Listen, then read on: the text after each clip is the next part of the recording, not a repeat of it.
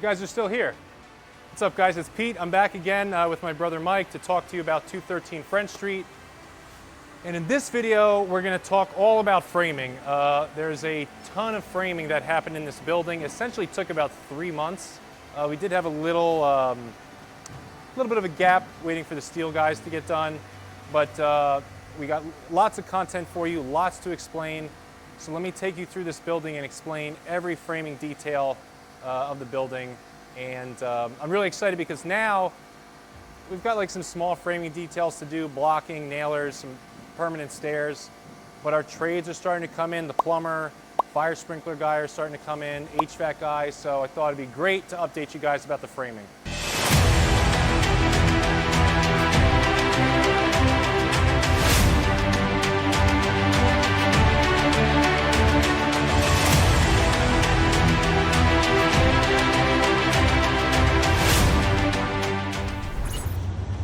All right, guys, I'm standing on a mountain of wood.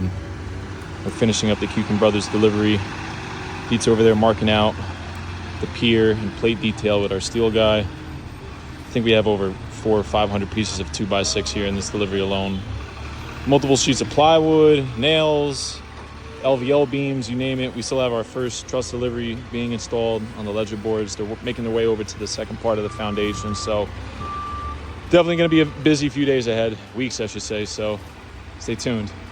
You know, I did think it'd be good to show you guys like the raw, real things that are on a job site. So if you see behind me, it's quite a mess. It's wet. We just had a huge rainstorm last night. We're going to get brooms and kind of push this water out. But believe it or not, we've probably cleaned up this job site like 10 times during framing, okay?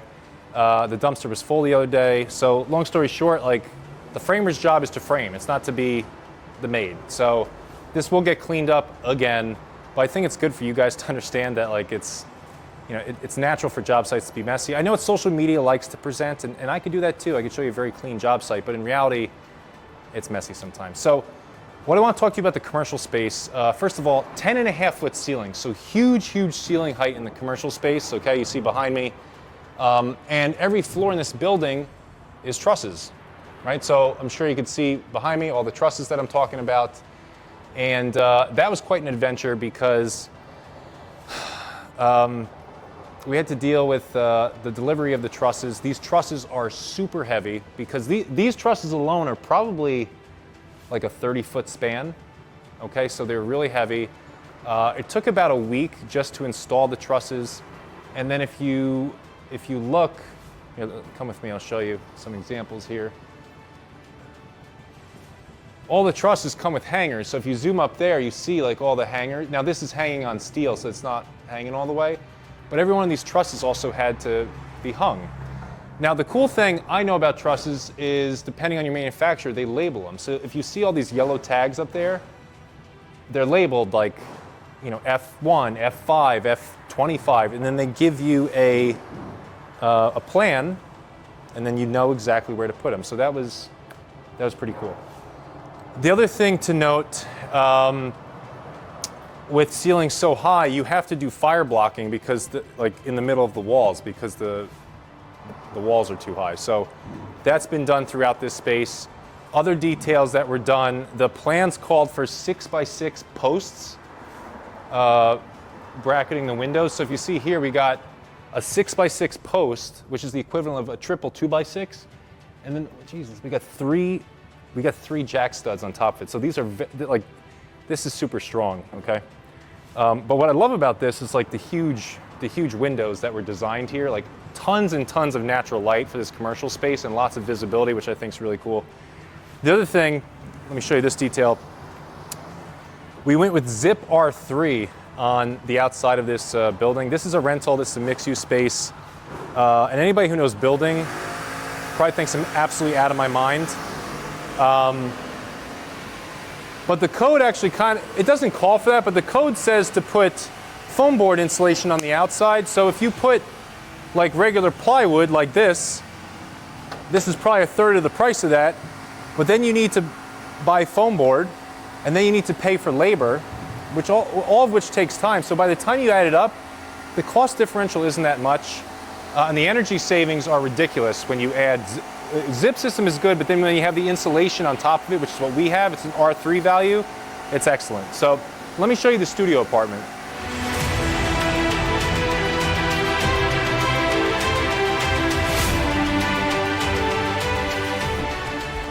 All right, so this is the first floor studio apartment. It has to be ADA compliant, so the doors are bigger.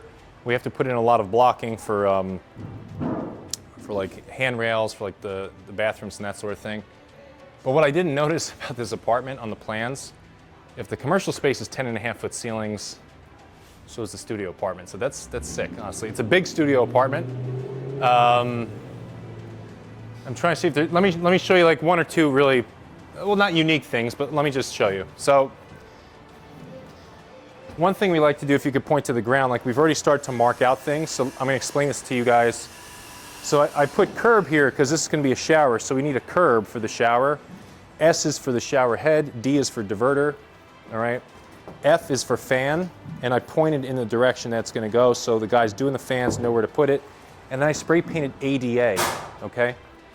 And I spray painted a bar here because if you can imagine this, there's supposed to be like a silver bar, like a handrail. And then this is not exactly where it's gonna go, but I spray painted one here as well because you need a silver bar here as well, because again, it's an ADA compliant apartment, or it needs to be. So we need to have those things in here.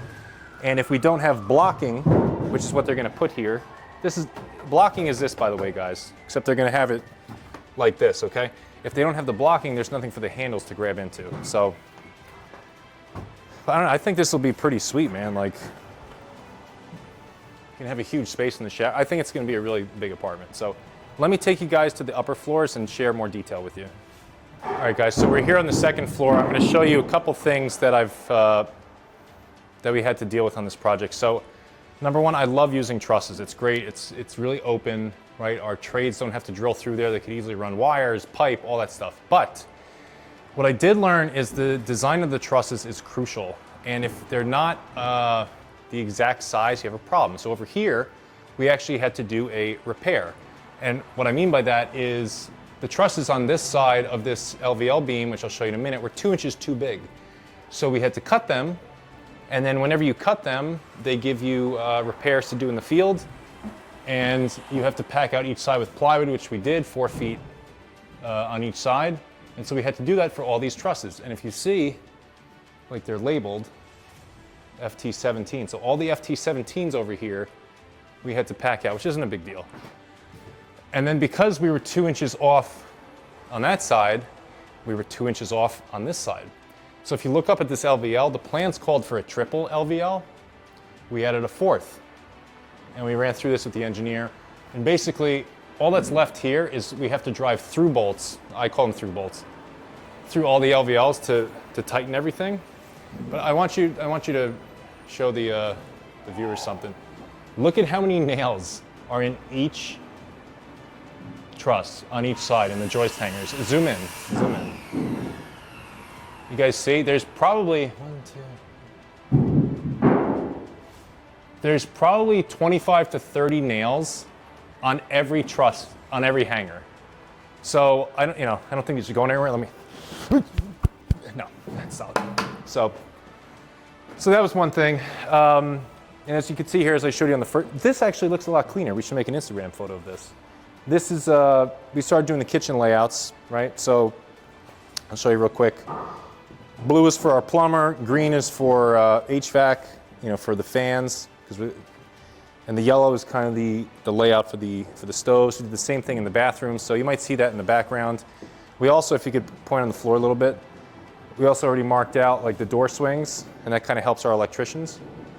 So that's like another detail we added. We've, all the exterior walls, in New Jersey this is how it is, but all the exterior walls are 2x6 framing. Down south you could get away with 2x4, but we need 2x6 because of the insulation requirement. So that's what we have here. What else can I show you guys? Let me go show you guys further down here.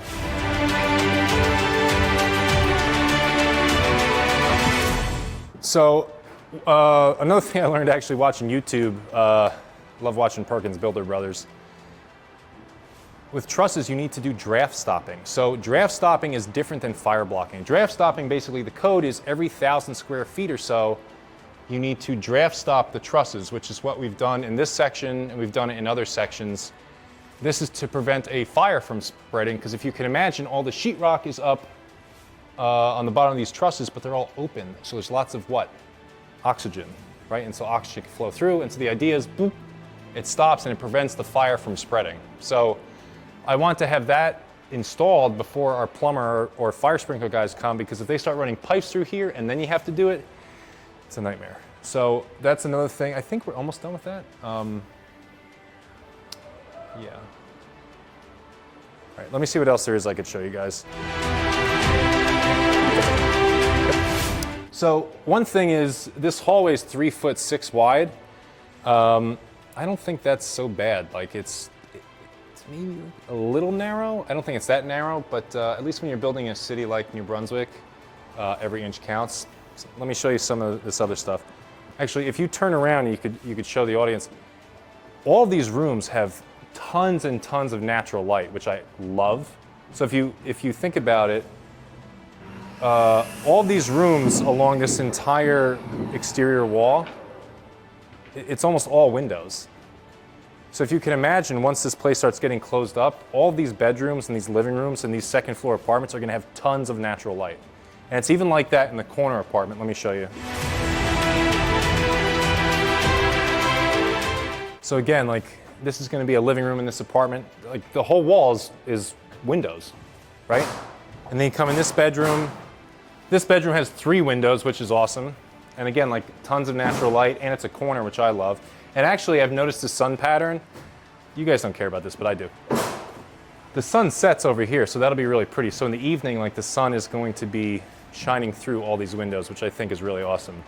My cameraman's starting to yawn, so we're gonna cut it here. I'm gonna show you the 3rd floor. All right, guys, so a lot of repetitive stuff to talk about on the 3rd floor. A couple unique things. The roof trusses are a hell of a lot taller than they are on any of the other floors. The way they're designed is pretty cool. They're designed with like a pitch in the middle, and then we have roof drains where that bottoms out, and then it's going to drain throughout the property. Again, this was interesting. All of the windows have 6x6 posts on the outside to kind of like hold up the load. You know, you could argue maybe it's a little bit of overkill. I don't really know. I'm not an architect or engineer, but you know, I thought that was interesting. This mess over here, the roofers have kind of used it as like a garbage can. This is the chase that runs from the commercial space all the way up through the roof, and this is going to be for the exhaust for like a commercial restaurant. It's going to be capped, where you see the sky right now, so water can't get inside, which I thought was a really good design, and truthfully I designed that, but I thought it was a good design because I hate it when you see like a nice commercial building and then you see like the ugly metal duct going on the outside. So, what else? I think that's it for the commercial space I think that's it for the 3rd floor. Let me show you the roof real quick and then we'll wrap it up.